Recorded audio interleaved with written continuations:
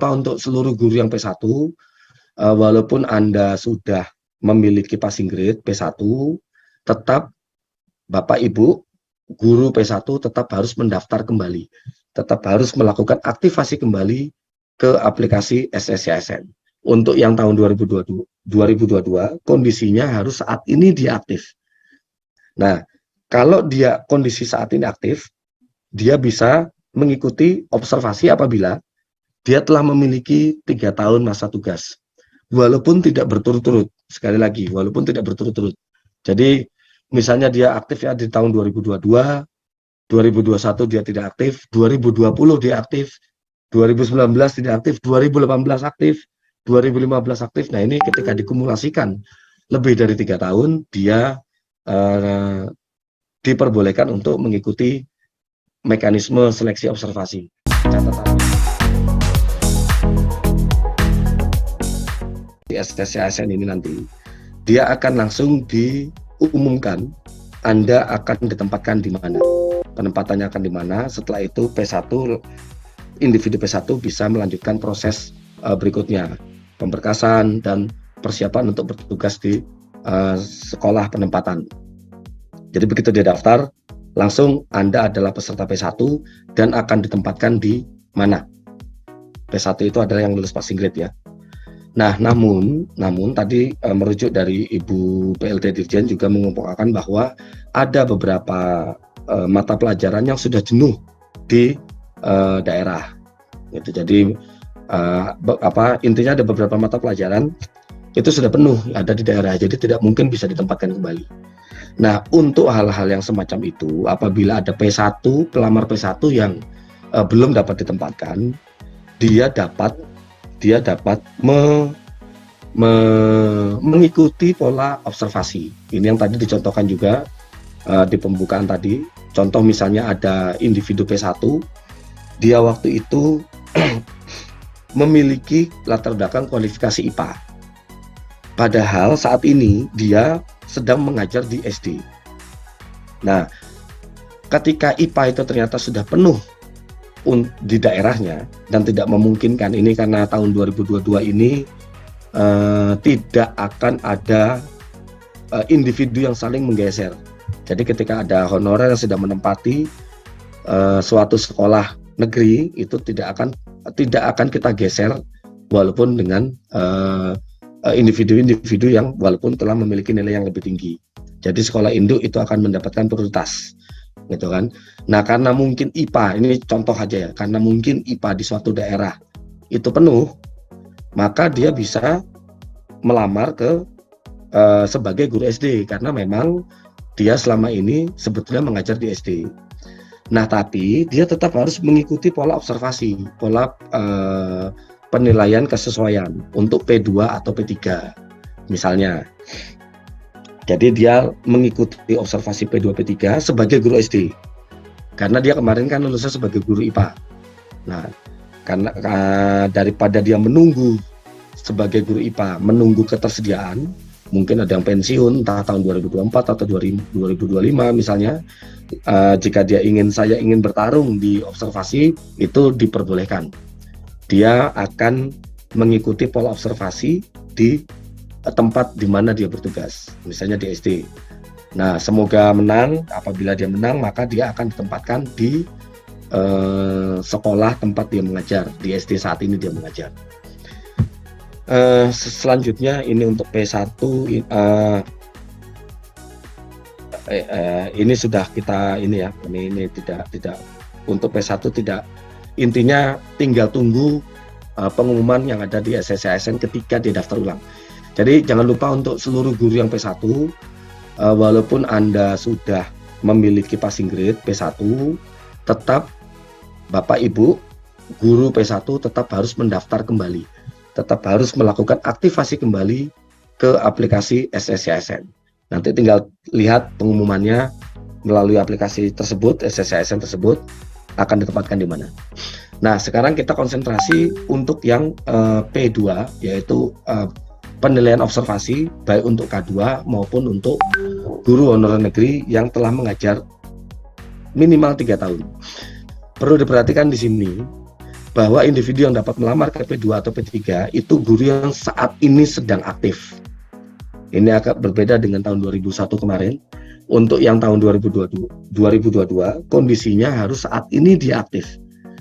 Nah, kalau dia kondisi saat ini aktif, dia bisa mengikuti observasi apabila dia telah memiliki 3 tahun masa tugas. Walaupun tidak berturut-turut, sekali lagi, walaupun tidak berturut-turut. Jadi, misalnya dia aktif ya di tahun 2022, 2021 dia tidak aktif, 2020 dia aktif, 2019 tidak aktif, 2018 aktif, 2015 aktif. Nah, ini ketika dikumulasikan lebih dari 3 tahun, dia diperbolehkan untuk mengikuti mekanisme seleksi observasi. Catatannya saat ini dia aktif. Existing saat ini dia sedang aktif. Selanjutnya, ini kami minta tolong ke Bapak Ibu di pemerintah daerah bahwa kita lihat di sini sebetulnya contoh untuk guru ASN. Kita punya guru ASN itu ada 1,3 juta. Namun yang memenuhi beban kerja itu hanya 1,2 juta. Artinya ada sekitar 84.000 ASN yang menumpuk di sekolah, di suatu sekolah. Begitu juga dengan guru non ASN. Dari 724.000 yang kita punya, hanya 490.000 yang memenuhi beban kerja. Artinya ada sekitar 233.000 yang saat ini menumpuk. Saat ini menumpuk, itu yang tadi Bu PLT Dirjen juga sudah menjelaskan. Nah, pola observasi yang saat ini adalah penilaian di mana tempat dia bekerja apabila sesuai dengan kebutuhan. Jadi kalau misalnya tadi dikemukakan oleh Ibu PLT Dirjen bahwa misalnya ada suatu sekolah kebutuhannya ada 3, namun guru non ASN-nya di situ ada 4, maka jumlah yang dapat diterima di sekolah tersebut maksimal adalah 3. Tidak bisa 4-4-nya diterima. Jadi sesuai dengan kebutuhan beban kerja.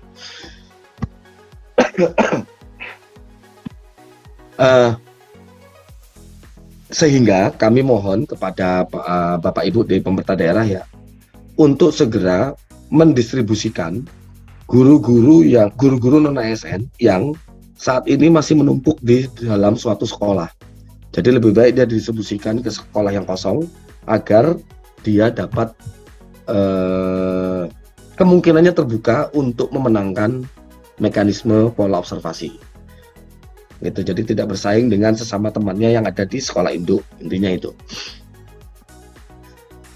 Selanjutnya, mekanisme untuk yang pelamar prioritas kedua dan prioritas ketiga, baik THK 2 ataupun guru honor negeri yang sudah lebih dari 3 tahun, ini masih sama.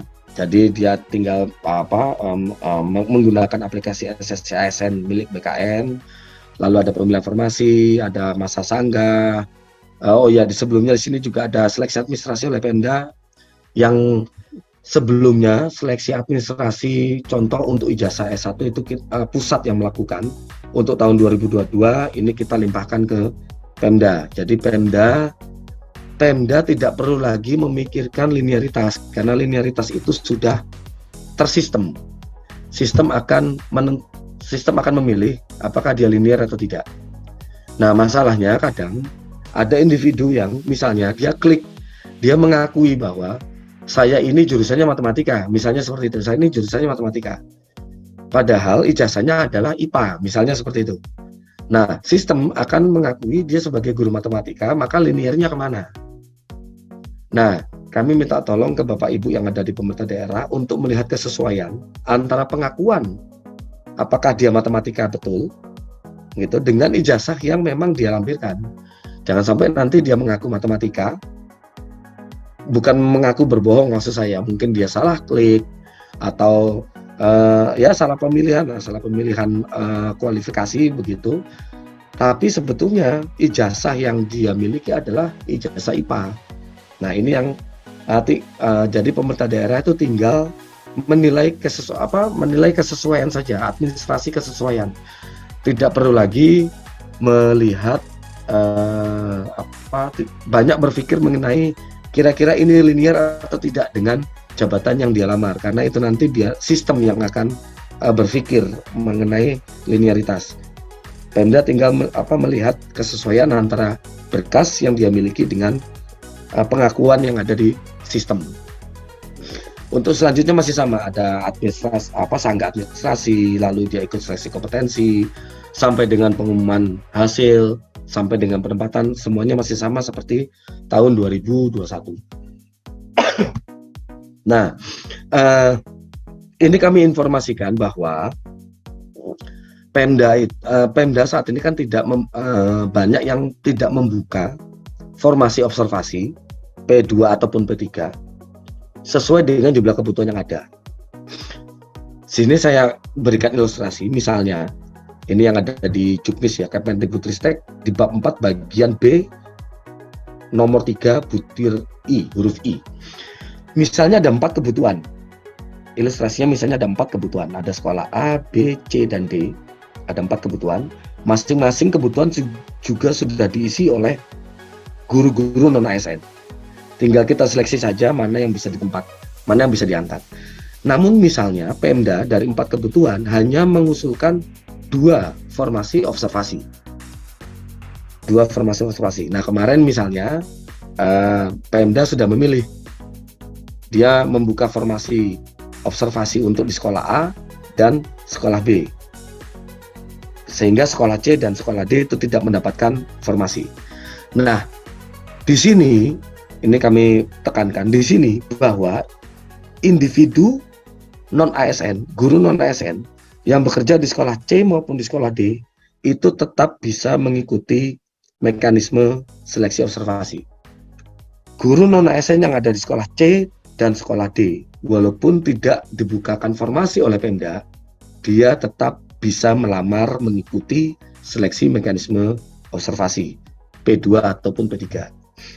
Nah, misalnya ternyata yang menang adalah individu guru yang ada di sekolah A dan di sekolah B. Berarti nggak jadi soal, karena sesuai lokasi pemenangnya, sesuai dengan formasi yang dibuka oleh Pemda. Namun bagaimana apabila yang menang adalah ternyata guru yang ada di sekolah C dan guru non-ASN yang ada di sekolah D? Nah, ini kami tidak membiarkan guru sekolah C dan sekolah D akan berpindah ke sekolah A dan ke sekolah B, sehingga nanti guru non-ASN yang ada di sekolah A dan sekolah B akan terusir. Ini yang kami jaga di tahun 2022. Apabila guru pemenang itu berasal dari sekolah yang tidak ada formasinya, maka formasi yang ada di sekolah A dan sekolah B akan kami pindahkan ke sekolah C dan ke sekolah D. Nah, kursinya pindahin. Sehingga pemenang tetap akan mengajar di sekolah tempat dia bertugas selama jadi honorer. Ketika dia jadi honorer. Jadi formasinya yang dipindahkan, bukan orangnya yang dipindahkan. Ini agar tidak ada kejadian saling mengusir. Selama kebutuhannya ada. Nanti akan dijelaskan. Lalu bagaimana jika kebutuhannya tidak ada? Contoh, ada 4 kebutuhan. Ada sekolah A, sekolah B, sekolah C, dan sekolah D. Sekolah A dibutuhkannya 1 guru, yang ada 1 guru. Sekolah B dibutuhkan 1 guru, tapi tidak ada guru honorernya. Sekolah C dibutuhkan 1 guru, tapi ada 2 guru honorer. Begitu juga dengan sekolah D, dibutuhkan 1 guru, tapi ada 2 guru honorer. Nah, kebetulan misalnya Pemda membuka formasi di sekolah A. Namun ternyata misalnya, kalau yang menang sekolah A nggak ada masalah, sesuai dengan formasi yang dibuka. Tapi yang menang ternyata adalah sekolah C. Di mana individu guru sekolah C ini itu tidak kebagian jam mengajar yang ada di sini karena sudah diisi oleh temannya yang biasa mengajar, misalnya untuk mata pelajaran matematika misalnya. Yang mengajar itu teman satunya, dia tidak kebagian jam di sekolah C. Maka jika kejadiannya seperti ini, maka formasi dari sekolah A akan kami pindahkan ke sekolah B. Di sini tidak ada guru honorernya. Lalu pemenang yang ada di sekolah C akan kami pindahkan ke sekolah B. Nah, kursinya pindah ke sekolah B, lalu pemenangnya akan kita letakkan di sekolah B. Sehingga sekolah A tetap guru honornya akan mengajar di situ, sekolah C juga honorernya tetap mengajar di lokasi. Ini yang tertera di Juknis Kemendikbudristek bab 4 bagian B3 huruf C. Lalu terakhir untuk mekanisme penempatan ya. Kondisinya masih sama. Ada kebutuhan di sekolah A, B, C, dan D. Masing-masing satu. Sekolah A1, B1, begitu juga dengan C dan D. Sekolah C kelebihan guru, kebutuhannya satu, yang ada guru honornya 2. Sekolah D kebutuhannya satu, honornya ada 2. Nah, kebetulan kasus ini misalnya Pemda memberikan formasi di sekolah A dan sekolah B misalnya. Namun ternyata pemenangnya ada di sekolah C dan sekolah D, di mana pemenang itu merupakan guru non ASN yang kelebihan. Misalnya, jadi sekolah C dan sekolah D misalnya sudah ada guru ASN-nya misalnya, dan di situ ada guru honorer yang kelebihan beban tugas, kelebihan jumlah guru. Nah, pemenang ini tidak mungkin kita pindahkan ke sekolah lainnya karena masing-masing sekolah A, sekolah B, C dan D itu sudah ada penghuninya semua, sudah ada penghuninya masing-masing. Kalau tadi kan kasusnya kita pindahkan ke sekolah yang kosong, yang tidak ada guru honorernya. Namun kalau kasus ini ceritanya, guru honorernya juga sudah penuh. Maka yang akan kami lakukan, walaupun dari Pemda menilai yang menang adalah sekolah C dan sekolah D, maka pusat berhak untuk memenangkan pemenang yang kedua. Kembali ke sekolah A dan sekolah B, maka formasinya tetap ada di sekolah A dan sekolah B. Ini tadi makanya kami dari pusat bermohon betul kepada pemerintah daerah, Bapak Ibu yang di pemerintah daerah, agar lakukan penataan guru baik ASN maupun non-ASN sebelum dilakukannya seleksi observasi di tahun 2022 ini. Karena seleksi tahun 2022 ini intinya tidak akan menggeser individu ke tempat yang lain. Individu itu akan diangkat di tempat dia bertugas selama ini. Selanjutnya ini kami sudah membagikan pada waktu rakortek dengan pemerintah daerah, kami sudah membagikan aplikasi dan akun kepada pemerintah daerah, Dinas Pendidikan dan BKPSDM untuk aplikasi penilaian observasi. Nah, Dinas Pendidikan dan BKPSDM lalu akan membuat akun untuk masing-masing kepala sekolah penilai. Kepala sekolah nanti akan membuat akun untuk guru senior yang dipilih. Guru senior yang dipilih. Nah, di sini kami tekankan bahwa guru senior yang memilih yang menilai penilaian observasi nanti untuk seleksi guru honorer, guru non ASN. Guru senior ini harus dipilih guru ASN. Jadi jangan sampai nanti ada guru non ASN menilai sesama guru non ASN. Jadi yang berhak untuk memberikan penilaian itu adalah guru ASN agar tidak ada konflik of interest. Itu. Jadi penilai itu betul-betul sudah jadi ASN gitu ya. Nah, seluruh akun kepala sekolah dan guru senior yang dibuat itu bukan hanya dibuat hanya sekolah-sekolah yang Bapak Ibu pemerintah daerah buka formasinya. Misalnya di sini ada sekolah, ada formasinya, ini ada formasinya, sekolah ini ada formasi, ini juga ada formasi. Bukan berarti hanya kepala sekolah yang sekolahnya ada formasi ASN P3K-nya saja. Namun seluruh kepala sekolah dan guru senior yang sekolahnya ada pelamar non ASN-nya, bukan hanya ada formasinya, namun ketika ada individu pelamar, berarti kepala sekolahnya harus dibuatkan akun untuk dapat menilai individu guru non ASN sebagai pelamar seleksi untuk tahun 2022.